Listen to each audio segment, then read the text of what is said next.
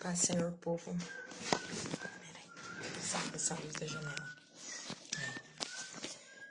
Bora ler a Bíblia, que ela é a fonte de vida. E hoje nós vamos ler segundo livro de Samuel, capítulo 16 e 17. Filha, eu já comecei, depois você vem, tá bom? Davi e Ziba. Quando Davi tinha acabado de passar pelo alto do monte Ziba, servo de Mefibosete estava à sua espera. Tinha 2 jumentos carregados com 200 pães, 100 bolos de passas, 100 frutas de verão e uma vasilha de couro cheia de vinho. Para que tudo isso? Perguntou o rei. Ziba respondeu: os jumentos são para a família do rei montar, e o pão e as frutas de verão são para os servos comerem. O vinho é para os que ficarem exaustos no deserto. E onde está Mefibosete, neto de meu senhor Saul? Perguntou o rei. Ziba respondeu: ficou em Jerusalém, pois disse: hoje o povo de Israel me devolverá o reino de meu avô Saul. Então o rei disse a Ziba: nesse caso, dou a você tudo o que pertence a Mefibosete. Humildemente me prostro, respondeu Ziba, que o meu senhor, o rei, sempre se agrade de mim. Simei amaldiçoa Davi. Quando o rei Davi chegou a Baurim, um homem do povoado saiu ao seu encontro e começou a amaldiçoá-lo. Era Simei, filho de Gera, do mesmo clã da família de Saul. Atirava pedras contra o rei, seus oficiais e os guerreiros que o cercavam. Saia daqui, assassino, bandido, gritava para Davi. O Senhor lhe está retribuindo por todo o sangue derramado no clã de Saul. Você roubou o trono e agora o Senhor entregou a seu filho Absalão. Finalmente está provando de seu próprio remédio, pois é assassino. Então Abisai, filho de Zeruia, disse: por que este clã morto amaldiçoa meu senhor o rei? Dê a ordem e eu cortarei a cabeça dele. O rei, porém, disse: quem pediu a opinião de vocês, filhos de Zeruia? Se o Senhor mandou este homem me amaldiçoar, quem são vocês para questioná-lo? Então Davi disse a Abisai e a todos os servos: meu próprio filho procura me matar. Não teria este parente de Saul ainda mais motivos para fazer o mesmo? Deixe-no em paz, que ele me amaldiçoe, pois o Senhor que o mandou. Talvez o Senhor veja que tenho sido injustiçado e me abençoe por causa dessas maldições de hoje. Assim Davi e seus homens prosseguiram em seu caminho. Simei o seguia pela encosta de um monte próximo, amaldiçoando Davi e atirando pedras e terras contra ele. O rei e todos os que acampavam chegaram exaustos ao rio Jordão e por isso descansaram ali. Então, mais afronta. Então, não basta só Davi ser afrontado pelo seu filho, por pessoas que se aliam a ele, mas pelo caminho. Você perdeu o cabelo? Ele também passa por humilhação. Mefibosete, aquele estendeu a mão, né, por causa da aliança que ele tinha com Jonatas, também o abandona, fica em Jerusalém achando que vai ser declarado rei. Gente, depois Simei, que é um parente também de Saul, amaldiçoa Davi. Não tá fácil. Por isso que eu falo, não foi fácil a vida de Davi. Aitofel aconselha Absalão. Nesse meio tempo, Absalão e uma multidão de israelitas entraram em Jerusalém, acompanhados por Aitofel. Quando Uzai, o arquita, amigo de Davi, chegou à cidade, foi logo ao encontro de Absalão. Viva o rei! Exclamou. Viva o rei! É assim que você mostra lealdade a seu amigo Davi? Perguntou-lhe Absalão. Por que não está com ele? Uzai respondeu: estou aqui porque pertenço àquele que é escolhido pelo Senhor por todos os homens de Israel. Além do mais, é natural que eu sirva ao filho de Davi, pois, assim como fui conselheiro de seu pai, agora serei seu conselheiro. Então Absalão se voltou para Aitofel e perguntou: o que devo fazer agora? Aitofel respondeu: tenha relações com as concubinas que seu pai deixou aqui para tomar conta do palácio. Então todo Israel saberá que você insultou seu pai de tal modo que será impossível haver reconciliação. Isso encorajará os que estão do seu lado. Então armaram uma tenda no terraço do palácio, ele e Absalão teve relações com as concubinas de seu pai à vista de todo Israel.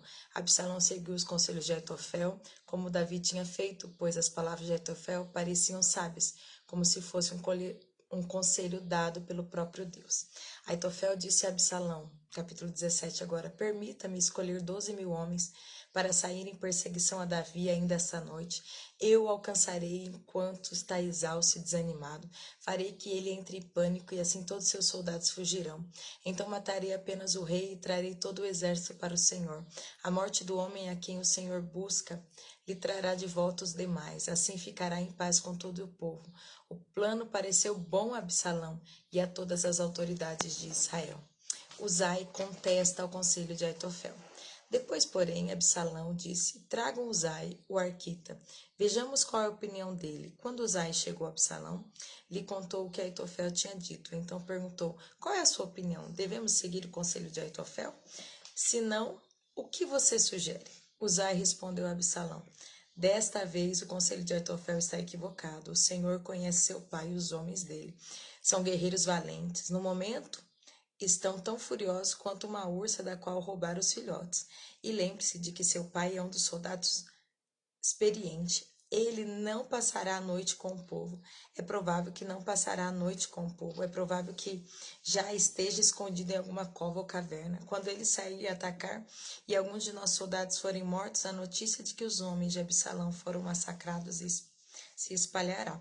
Então até os soldados mais destemidos, embora sejam corajosos como um leão, serão tomados de pavor. Afinal, todo Israel sabe como seu pai é um guerreiro poderoso e como são valentes os homens que o acompanham. Recomendo que o Senhor reúna todo o exército de Israel e convoque soldados,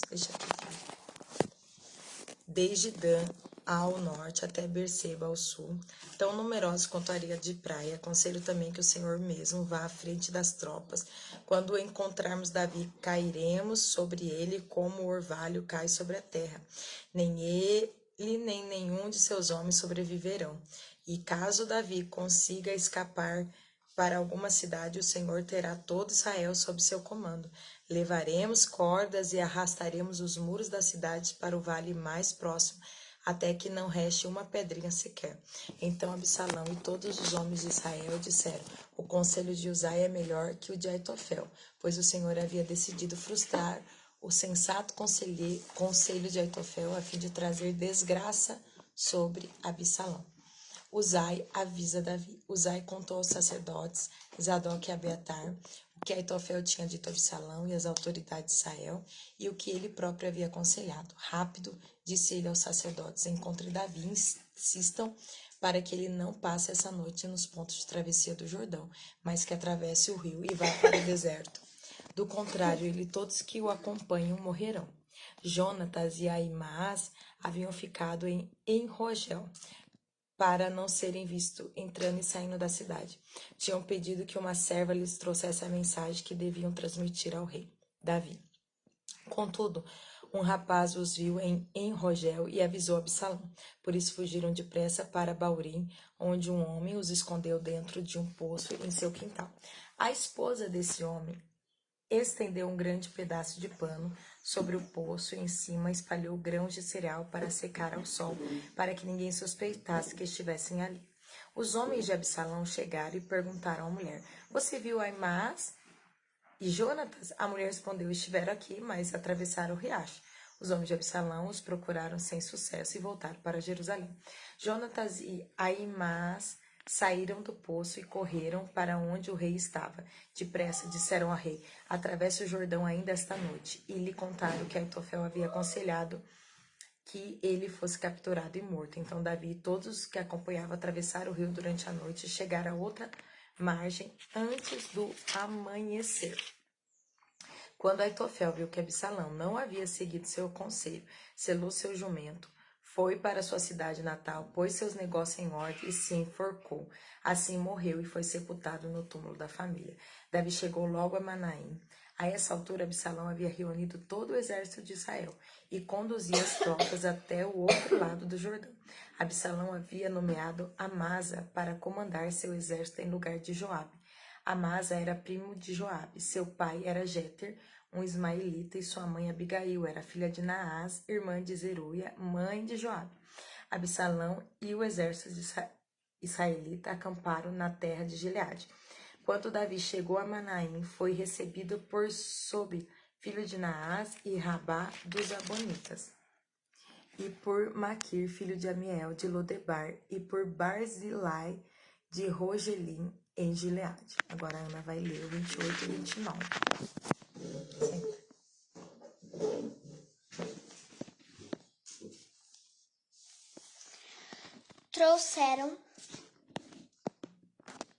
Trouxeram camas, vasilhas, tigelas, trigo e cevada, farinha e grãos tostados, feijão e lentilha, mel, coalhada,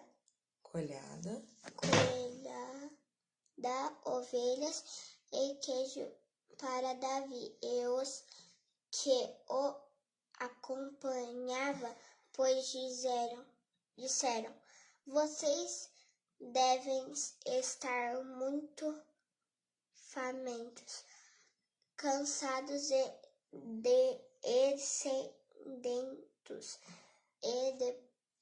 depois da longa caminhada pelo deserto. Então, nós vamos ver nesses 2 capítulos que a história de Davi parece cada dia tá ficando pior. E isso não quer dizer que ele não saiu em nenhum momento do centro da vontade de Deus. Mas isso não inibe que acontecimentos, aflições nos aconteçam. Então, eu quero que você se inspire na palavra do Senhor e descanse, sabendo, como Davi falou, se meio que quer me amaldiçoar, Deus permitiu, deixa que Deus me justifique, deixa que Deus se levante a meu favor. Então, nós temos que ter essa confiança no Senhor, essa dependência total de que o Senhor cuida de nós. Quer orar? Quer? Então, Pai, obrigado por esse dia, obrigado pela essa palavra que o Senhor deu para nós. E o que significa isso? Que as pessoas que estão assistindo façam isso, que a Bíblia fala. Em nome do Senhor Jesus. Amém. Amém. Glória a Deus. Beijo, gente. Beijo. Até amanhã. Até amanhã. Vamos ler a Bíblia, a melhor coisa do mundo. Deus te abençoe. Até amanhã.